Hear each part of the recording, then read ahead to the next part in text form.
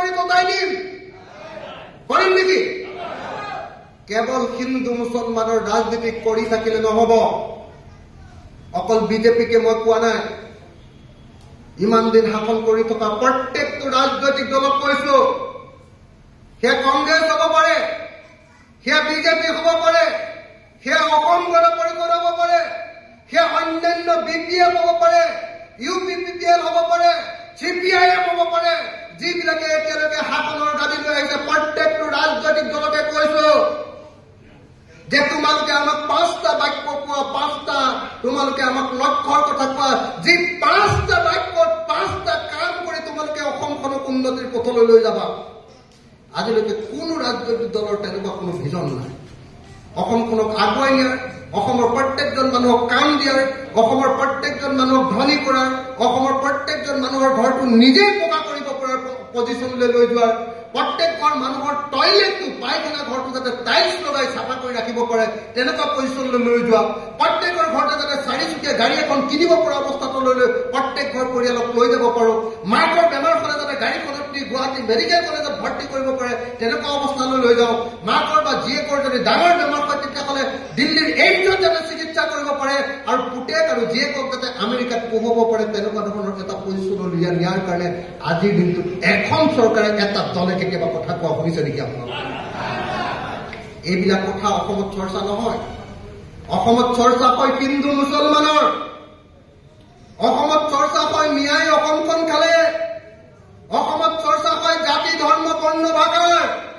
অসমত কেতিয়াও অসমখন কেনেকৈ উন্নতি কৰিব লাগিব আৰু অসমৰ প্ৰত্যেকজন মানুহৰ কেদিন আমি ধনী কৰিব লাগিব আৰু প্ৰত্যেকজন মানুহে মানুহৰ নিচিনাকে দপদপাই অসমত জীয়াই থাকিব লাগিব এই অৱস্থালৈ নিবৰ কাৰণে অসমক শ্ৰেষ্ঠ ৰাজ্য কৰিব লাগিব এই কথা কেতিয়াও কোনোদিন আলোচনা নহয় সেইকাৰণে মই আপোনালোকক অনুৰোধ কৰিবলৈ আহিছো বেলেগ কথা বহুত পাতিলো আমি অসমৰ মানুহে বহুত হিন্দু মুছলমানৰ কথা পাতিলো বহুত বড়ো অনাবড়োৰ কাজিয়া লাগিলো বহুত কাৰ্বি অনা কাৰ্বিৰ কাজিয়া লাগিলো বহুত আমুক তামুকৰ কাম কৰিলো এইবিলাক আমাৰ যথেষ্ট ফলচৰ দেৰাই হিন্দু মুছলমানৰ দাংগাই আমাৰ অসমক বচাব নোৱাৰে যদি সঁচাকৈ অসমক বচাবলৈ লাগে তেতিয়াহ'লে এটা ভাল ৰাজনৈতিক দল লাগিব আৰু ভাল ৰাজনৈতিক দলটোৰ ভাল কৰ্মসূচী লাগিব যি কৰ্মসূচীৰ জৰিয়তে অহা 5 বা 10 বছৰত আমি অসমৰ প্ৰত্যেকজন মানুহৰ ভাগ্য বদলাই দিব পাৰোঁ প্ৰত্যেকজন মানুহৰ প্ৰকৃত অৰ্থত মানুহৰ নিচিনাকে জীয়াই ৰাখিব পাৰোঁ আমি তেনেকুৱা এটা সপোন লৈ বহুতে ভাবে যে অখিল গগৈ আজি ৰাজনীতি কৰে বেলেগ বেলেগ পলিটিচিয়ানৰ নিচিনাই মই আপোনালোকক ক'ব খোজো যে এই পলিটিক্সৰ কোনো ধান্দা নাই মই যে এমএলএটোক লৈ মোৰ কোনো মাথা ব্যথাই নাই মোৰ কোনো ইণ্টাৰেষ্টে নাপাওঁ মই এমএলএ হৈ মোৰ কাৰণে এমএলএটো ইমান মানে অদৰকাৰী বস্তু যে এই মুহূৰ্তত আপোনালোকে ক'লে 1 ছেকেণ্ডতে মই ৰিজিগনেশ্যন দি দিম এই মাত্ৰ মোৰ কাৰণে একেবাৰে ইম্পৰ্টেঞ্চ থকা পদেই নহয় কিন্তু মই আপোনালোকক এটাই কথা ক'ব খুজিছো যে এমএলএ কৈ মই এটাই চেষ্টা কৰিছো যে অসম বিধানসভাৰ ভিতৰত অসমৰ প্ৰত্যেকটো ৰাজনৈতিক প্ৰশ্ন আলোচনা হ'ব লাগিব আৰু আলোচনা নোহোৱাকৈ হিন্দু মুছলমানৰ চৰ্চা কৰি কেতিয়াও হিমন্ত বিশ্ব শৰ্মাক কেতিয়াও অসমত শান্তিত থাকিবলৈ দিয়া নহয় আপোনালোকে নিশ্চয় দেখিছে অসম বিধানসভাত মই কি কৰোঁ আপোনালোকে চাইনে নাই কেতিয়াবা চাইনে নাচাই কেতিয়াবা হিমন্ত বিশ্ব শৰ্মাৰ বুকুখন কঁপাই থাকিবৰ কাৰণে অসম বিধানসভাত যে এজন মানুহ আপোনালোকৰ অসমৰ মানুহৰ কৈ যে এজন মানুহ আছো আপোনালোকে গম পায়নে নাপায় হিমন্ত বিশ্ব শৰ্মাৰ বুকুখন মই কঁপাই থাকিবলৈ চেষ্টা কৰোঁ মই তেওঁক সকীয়াই দিওঁ যে তুমি যি পথেৰে কৈছা সেই পথেৰে কেতিয়াও অসম গঠন নহয় সেই পথেৰে অসম ধ্বংস হয় আৰু সেই পথেৰে যিমান দিন তুমি গৈ থাকিবা তেতিয়ালৈকে তোমাক কেতিয়াও শান্তিত থাকিবলৈ নিদিওঁ আপোনালোকে নিশ্চয় গম পায় মই থাকিলে মানে হিমন্ত বিশ্ব শৰ্মাৰ কলিজাটো কঁপি থাকে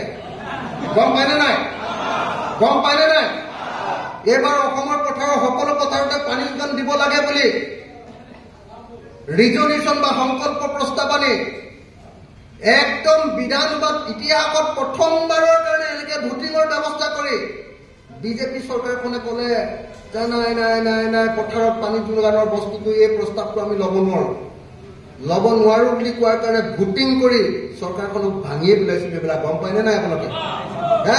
মাত্ৰ 9টা ভোটত বিজেপি চৰকাৰখন এইবাৰ যেনে তেনে বাচি গ'ল। মাত্ৰ 9টা ভোটত দুখীয়া মানুহৰ প্ৰশ্নক লৈ যে সকলো পথাৰত কেতিয়াৰ ভিতৰত পানী যোগান দিয়া হ'ব তাৰ সংকল্প লোৱা হওক।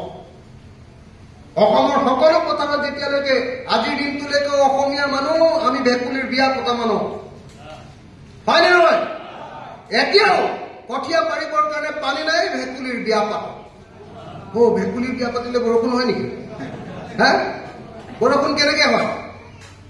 বৰষুণ হয়, ইমান গৰম এতিয়া ৰ'দ দিছে, পুখুৰীৰ পানী, পথাৰৰ পানী, সাগৰৰ পানী, নদীৰ পানী, বিলৰ পানী, হ্ৰদৰ পানী গৰম হৈ গৈছে, গৰম হৈ জলীয় ভাৱ হৈছে। জলীয় ভাৱ হৈ যোৱাৰ লগে লগে পানীটো ঠাণ্ডা কি কয় পাতল হৈ যায়, ওপৰলৈ উৰি যায়। ওপৰলৈ গুচি গৈ গৈ গৈ যিমান ওপৰলৈ গৈ থাকিব ঠাণ্ডা পাব, ওপৰত যেতিয়া ঠাণ্ডা পায় সেইটো গোটা মাৰি ডাৱৰ হৈ যায়। ডাৱৰটো যেতিয়া হৈ যায়, ডাৱৰটো আপোনালোকে এৰোপ্লেনত গ'লে দেখিব গোটেই ওপৰত অকল ডাৱৰৰ খেল। ডাৱৰটোত যেতিয়া একদম জোৰকে বতাহ লাগিব ধামকে,